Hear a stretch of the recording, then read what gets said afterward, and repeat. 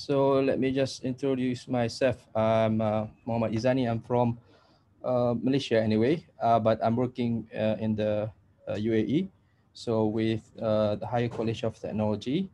So my paper actually proof of concept, virtual reality based photography training during COVID-19. So, okay. Okay, the introduction here, I will start briefly when we had COVID pandemic last year, 2020. So we need to change our method of delivery to fully online.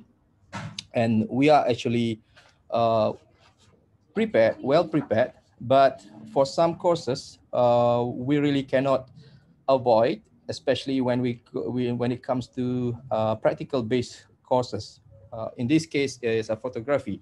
So we have a bit difficulties because previously these courses is face to face, and we have direct contact with the student.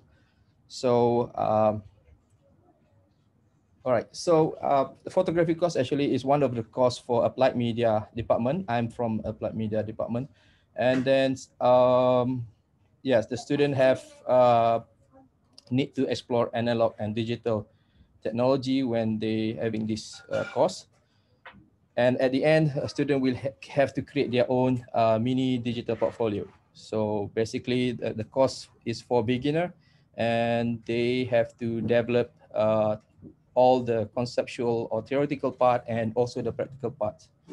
So, so the issues here, okay, when it comes to COVID-19 pandemics, everybody was locked down in March, and is a big abrupt for us to suddenly move to online. And then the issues here is we have 15 weeks to complete this course without any physical contact, without any face-to-face. So it's very challenging because you imagine that you teaching the student on theoretical part, and also how to use the camera, how to use all those technical features without showing them the physical subject, okay, without showing the physical camera and so on. So the solutions here, we try to reduce the workload, I mean the problem, by introducing simulations. Okay, so this is called a digital SLR simulator. The one that we use actually is a Canon Play. It already exists on the internet. Um, I mean, we try to use this, and the simulation allows students to understand on the practical part, and they have a experience actually in handling the digital SLR camera. So knowing this, we actually motivated by this to come up with another versions for our next stage, because this is the first stage, which is preliminary study. So the next stage is the to actual development of this in the immersive environment. So now the objective here, there are two here. First, we want to analyze the camera simulators, and also study what are actually their weaknesses and what are actually their advantages. And we want to propose our proof of concept for our own proposal to design VR-based camera simulator. So this VR-based camera simulator is immersive, and they need to use the headsets. So when they use the headset, they will actually feel like the actual simulations. Okay, so now the question here, what factor actually makes the effective online camera simulator, and also is Canon Play applications really can help um, students in understanding the photography features. Okay, So the methodology, we introduce the students to these simulators within 15 weeks of the timelines, okay? And then for the first 4 weeks, the student being introduced to theoretical parts, and the remaining weeks, they have to explore this application, and they also will use their own digital SLR to uh, uh, experiment what they are already obtained from this class and simulations. Okay. So after that, we conduct a survey on the theoretical part when they finish exploring the applications. Okay, the idea is to measure how far actually student can understand and the theoretical part and also the practical part. Okay, so just let me just introduce with this Canon Play. It's available online and all the people can access. If you just Google Canon Play Simulator, everybody can access these applications. And it has a very quite good features in terms of camera. It's actually try to imitate the actual digital SLR, but it still has a couple of missing features. But basically for aperture, shutter speed, ISO, the student already can explore and understand that part things. Okay, so basically if you see on the interface here, you will see there are three categories student can explore. They can learn, they can play, and they can challenge, okay? But anyway, this is still based on the screen, okay? It's still on the browser, and it is not immersive. So from these three elements, there are three elements of play interface where there is a main interface, which is like a viewfinder, like you see from the digital SLR. Second is the result of interface where it shows output and feedback. When you take every photos, the software application will automatically generate the feedback. If it is underexposed, they will say underexposed. If overexposed, they will say overexposed.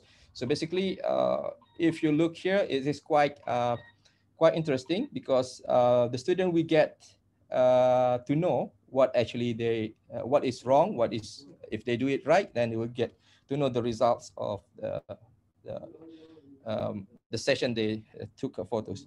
Okay, so when we did analysis, we found there are about 10 other simulators available from the internet, which has a similar function to explore photographies online. So if you see on this slide, there are varieties of names and I mean developer of this thing. If you can see here, so far the most I can say not complete, but the most good. I mean the better one, the best is so far is Canon Play, even though they have some features which is not here. For example, like lens, it doesn't have any lens choices. Okay, so means it only has one fixed lens. Whereas if you use the digital camera, you have options like at least two or three type of lenses. But that's okay because we have you know other things. You can see some of these have a lens, but they have no features of other things. So if you look here from our analysis, we found there are five points. There are five important factors if we are going to develop for the next stage for the VR-based simulators. We outline here. First, our simulators will have a lens options because we want to give more interactive features to the users, where at least they can have a wide angle, standard, and telephoto lens. So when they use these applications, they will have these three type of lenses. Okay, and the scenes. Okay, this is the most important part. Current scene is just very static or it's just very minimal movement. So imagine that you use the actual camera, you will be in the actual scene. I'm talking about the real scene. You will see a lot of movement in front of you. So our proposal, we try to imitate the actual scene which has the activities. So the activities allows user to explore and to use the features like speed, especially for the movement and also other features like aperture and ISO. And the shooting features, of course, it will have similar to what Canon Play has. It has aperture, ISO, and shutter speed. Number four, the feedbacks. This also similar with the Canon Play, because feedback is very important, because the student need to know whether what they do right or wrong. So they need the instant feedback. And the shooting modes actually, we try to make automatic, manual, shutter priority, aperture priority, and program. These actually imitate the actual digital SLR camera. Okay, from there, when we allow the student to use these applications, we found that, okay, we have 46 students using this.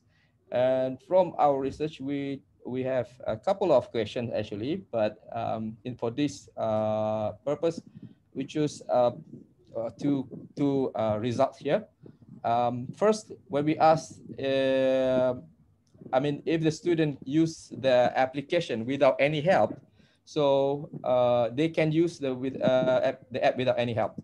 So more than I think 70, maybe 80% admit that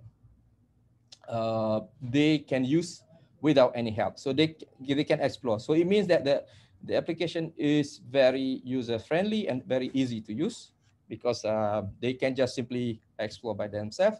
And secondly, when we ask about the exploration of digital SLR, they can explore digital SLR after they use this applications. Yes, I can say about 90% student can use digital SLR after they use this application. So means development of this kind of application is very essential and very crucial to assist the students, because from the research it shows that this is the pre before they start the to use the actual digital SLR, they already have some idea how the concept on the theoretical part of these applications. All right, so what we propose here, this is still at initial stage. This is what we are still working, and there is still a lot of work to do anyway. They have a learning center where the student will learn about the basics features of photography, concept, theory, and so on. The lens options allows student to choose a type of lens, and we will try to provide at least a minimum of three scenes, which in the future, the scene can simply be downloaded to the system. So it's a matter of upgrading or adding the features, okay, the updates, and ISO, aperture speed, and also feedbacks. So basically, if they wear the headset, they will see this kind of interface from the headset. So it is conceptually something like this, okay? So imagine that with a limited access to the actual camera, the student gets some idea on how actually they can use a simulator, like imitate the actual digital SLR. So we will develop this on the Oculus Quest, okay? So yes, as a conclusions, the proposal actually proposed the interactive simulator using VR technology to assist photography course, and this will be very helpful during any pandemic situation. And this also will be useful if the pandemic ends, we still have interactive approach to learn photography. So we analyzed 10 existing simulators, and we found out all the advantages and disadvantages, and we come up with the proposed element, wireframe, interface, and also functionality. So in this research and this survey, it shows that immersive simulator actually possible to propagate the high levels of engagements in learning practical courses like photography. So this actually very conceptual. It still can be applied to any other courses which requires practical part. So we also motivated by the statement by the Zuckerberg on the Facebook, mentioned that VR and AR actually could replace all screens. So like initial stage of the smartphone to TV. So we believe that in the near future, headset is available as as portable as smartphones. Okay, maybe for now it's still considered expensive, but I believe with this statement it will be very very supportive in terms of the technological development. So so we hope that our next stage of development is successful, and this proof of concept will be a prototype and can be tested in the actual scenario. I think that's all for my presentations.